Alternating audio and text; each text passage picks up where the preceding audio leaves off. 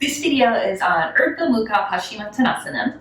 It is the second to last posture of primary series, and for a lot of people, this roll is really challenging. So let's break it down. I think the most important thing about learning how to roll up is making sure that you can roll down really well. So to do this, I want you to start seated in Dandasana, but with your arms at shoulder height. And then all you're going to do at first is act like you're getting punched in the gut. So you kind of punch in the gut, you feel your pelvis kind of slide forward on the mat, and the abs pull back. And then from there, sit back up tall again. And let's do that twice more. So just exhale, again, feel the abs drawing tightly like you're getting punched in the gut, and the back kind of rounds out. And then once more. And this time, you're going to lower down one bone at a time. So reach the fingertips forward and lower bone, bone, bone, bone, bone, bone, until you're completely reclined. And now let's try sitting up that same way. So head and shoulders come up off the mat, and you reach your fingertips to your toes. Now look at your toes, keep reaching the hands forward, and try to roll up. And let's try that one more time. So again, roll down, one bone at a time. So this is all core control and back mobility. All the way down, and then all the way back up. Hands forward, look to your toes, reach forward with the fingertips, and roll up. If you're struggling to roll up, it can be really challenging, especially if your center of gravity is more in your chest versus your hips. So what I would suggest is getting little hand weights, like if you have those little 1 or 2 pound hand weights, putting those in your hands and then rolling up. So that's the first step, because that teaches you core control, and that's actually what helps you up when you start working on Urdhva Mukha Paschimottanasana. So of course now as we move into Urdhva Mukha Paschimottanasana, it's a similar movement. However, the orientation of the posture is different. So you're lying down and you're pushing into your shoulders and your arms. Legs come up and over the head, and then up and over the legs. Oh, all the way over the legs, all the way over the head. Now I want you to take your arms over, reach to your toes, and push down into your shoulders.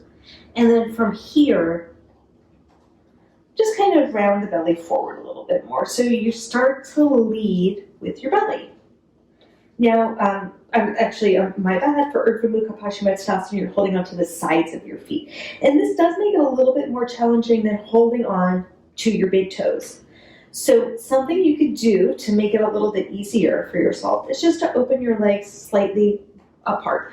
Maybe like how you would have them in a standing forward bend, so like 2 or 3 inches apart. And then pull the belly in tightly, push through with the belly's coming forward, forward, forward, and you move one bone at a time. Did not quite make it that time. I was moving a little bit too slowly, but you want to move slow, and you're moving with the abs. And then when you get up to almost all the way up, you start to push down with your feet, and then the legs pull you up. So let's try that again. Again, slow motion is kind of hard, but it is really valuable because then you know you are the one controlling the movement. So let's try it again. Legs roll over the head. Push down into the shoulders. Grab the outside edges of your feet. And the little cheat here is to open the legs about 1 or 2 inches apart. The more open your hamstrings are, the easier this posture becomes.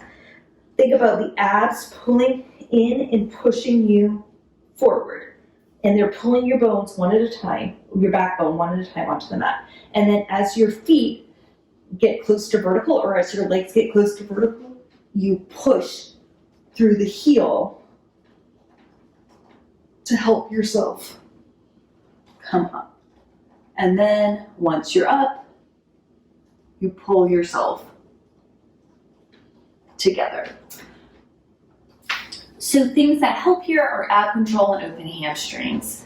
If you are struggling with either of those things, think about, deepening your forward bends, Maybe doing things like taking a forward fold, a standing forward fold with your feet on a block, or a seated forward fold with blocks beyond your feet like this, so you can work into the hamstrings a little bit more deeply.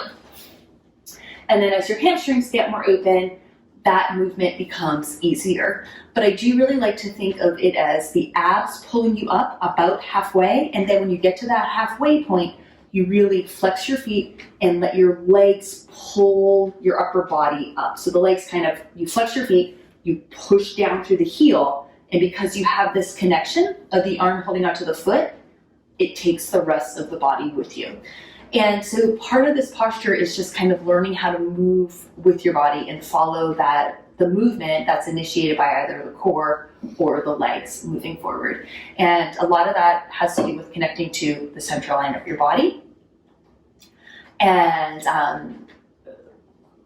basically core control, so that you resist the urge to lose that integration. So everything's very integrated together in the body.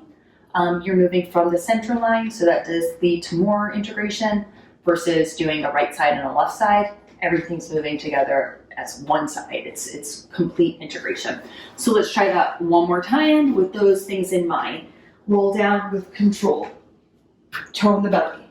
Take the legs over the head with control. Grab onto the feet.